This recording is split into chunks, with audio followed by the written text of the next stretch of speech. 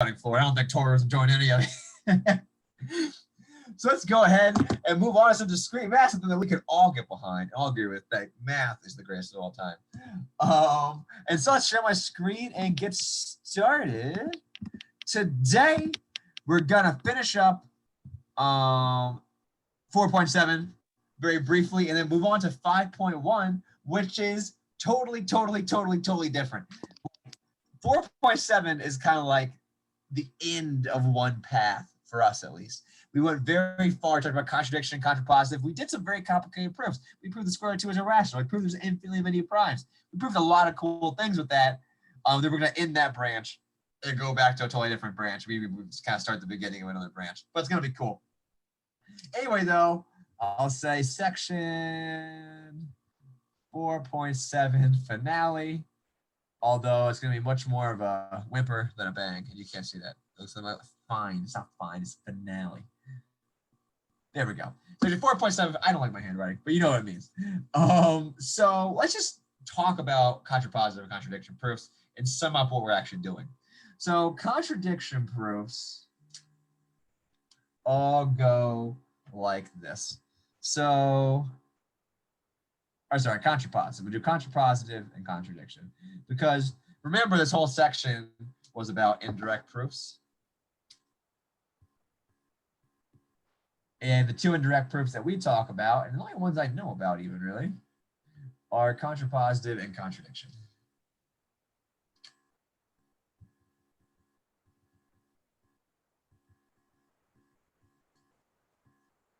No, it should be blue. Oh my gosh, the color scheme. So the point is, for a contradiction proof, or contrapositive proof, to prove the statement for all x in a domain D, P of x implies Q of x. The whole idea was to be clever, is that if it's really hard to prove that whenever P is true, P of x is true, Q is true, use the contrapositive. To prove for all x in D, P of x implies Q of x, instead prove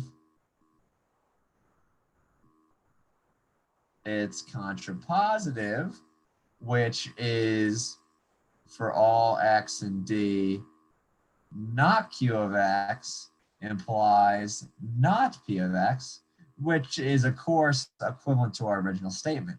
So that's why it's okay, right? Like if you prove something equivalent to the statement you're trying to prove, well, then you've proven the statement you're trying to prove.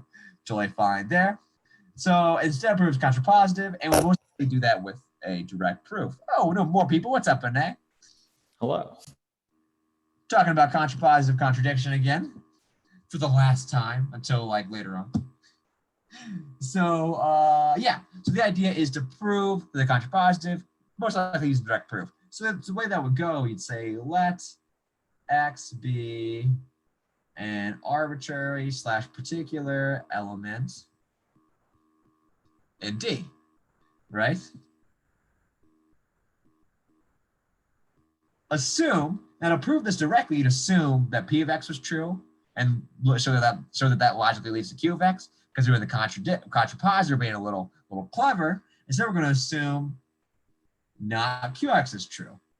And then we're going to somehow show that this logically leads to P, or not P of x. So show that x having property not Q leads to x having property not P. Because remember, predicates are basically properties, right? Like if your predicate was P of x is the goat, the greatest of all time, right? If P of x is the goat, well, if P of x is true, that's saying that x has the property of being the goat, right? And so yeah, so I kind of hope that makes sense. So like if P of x would imply Q of x, where x is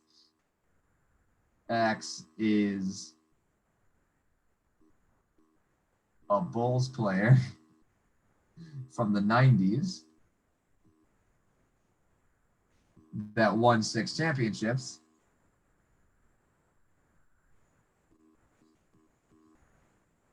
if you have that, then that'll be saying, if this is true, we could argue, if this is true, that'll be saying that the property of X being the GOAT will logically lead to the property that X is a Bulls player from the 90s that has 6 championships. I hope that kind of makes sense. Predicates are properties.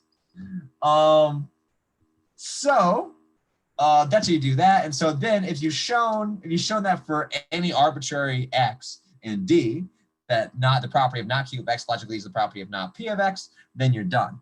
Then basically, thus, for all X and D, not P of X implies not Q of X, or equivalently,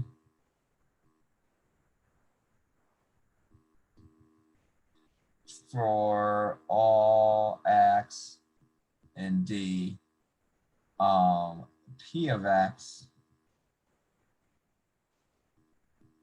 implies Q of X. Done.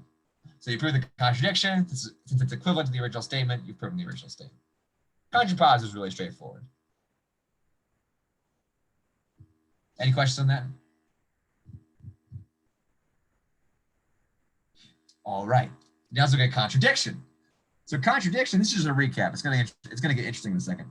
So contradiction, to prove for all X and D, I'm gonna write R of X, because contradiction, you don't necessarily need it to be an if-then statement. It works on if-then statements, but you don't need it to be.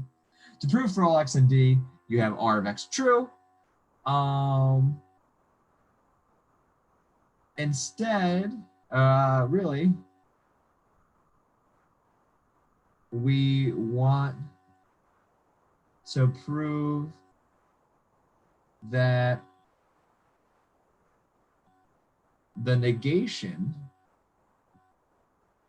is false. That's the whole idea. Or really prove that the negation leads to a contradiction.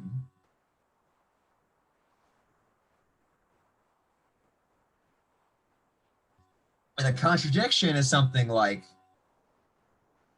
if you ever get down, it says like 0 equals 1, or it says like 12 is prime, or it says like 4 divides 5, something like that, right? These are all contradictions, and all our contradiction proofs come down to this somehow.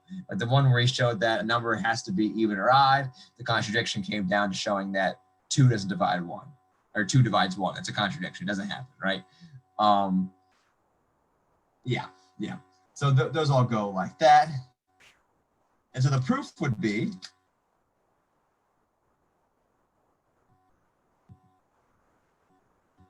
let X, I'm sorry. So by the way, let's just write down the negation.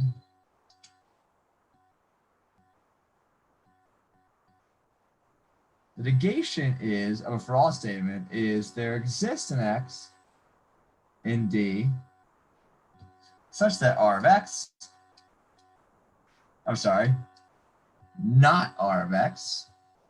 Look at me not get my own negations right. There we go. And the proof will go like this. Proof. So we're going to assume the negation is true and show a logic leads to a contradiction. So negation is there exists an X in D, not for all X in D. So we don't want to say let X be an arbitrary / particular, because we don't know X works for anything in the domain, right? We use that say let X be an arbitrary / particular element. We say X is an arbitrary / particular element in D to mean it just works for any of them. But this might not work for any of them. It might just work for one of them. We're saying there exists one. So instead say, assume, or actually no, first of all, you say proof by contradiction.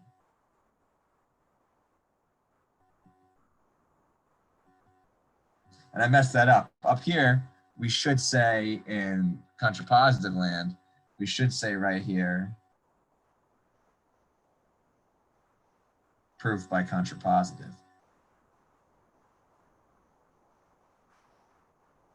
But anyway, so proof by contradiction. Now assume the negation. So assume for sake of contradiction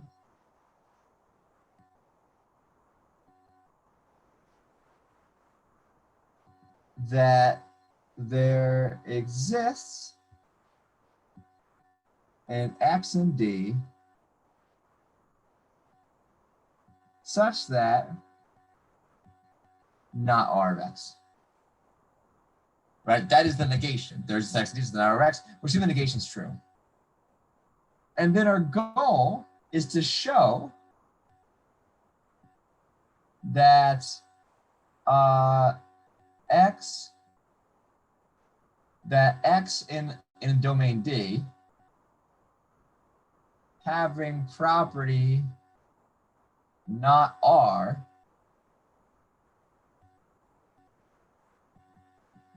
logically leads to a contradiction.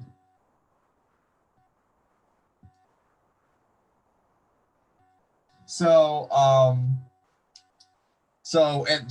like we said, a contradiction meaning that if you just follow your nose and you go, okay, assume this is true, well then this will happen and this must be true, but definition divides. This happens. We can combine these two things. You eventually want to get down to something like I read up before. You could have 0 equals 1. You could have 15 is even, right? Any wacky thing like that, that's very wrong. That contradicts just basic things. It just contradicts the definition of even. This contradicts the definition of numbers, right? We're allowed to know that when integers are the same or not. So yeah, so that's the idea. If it leads to a contradiction, thus the assumption is false. Now, this is the key part. This is the key idea of contradiction. If you understand this, you get it. Contradictions are impossible. If a statement being true would logically lead to a contradiction, that means a statement being true would logically lead to the impossible. Meaning, if that statement's true, the impossible is also true. Since we assume the impossible is not true, the statement that led to it must also not be true. I hope that makes sense. That would be like saying, you know, if the horizon is flat or something like that, totally flat, then the world isn't round or something like that. Well, we know the world's round. We've seen pictures. Therefore, the horizon must not be flat if you zoom out far enough. Something like that. Does that make sense? Because that was a bad example, but I hope you see what I'm saying here. That if something leads to the impossible, it must not be true. Does that make sense?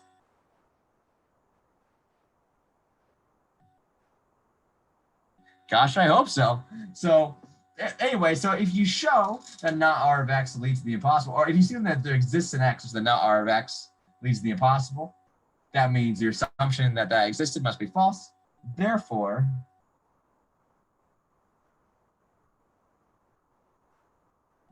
for all X in D, R of X must be true. Done. So this is the form of these two things. Related, similar, but different. Any questions?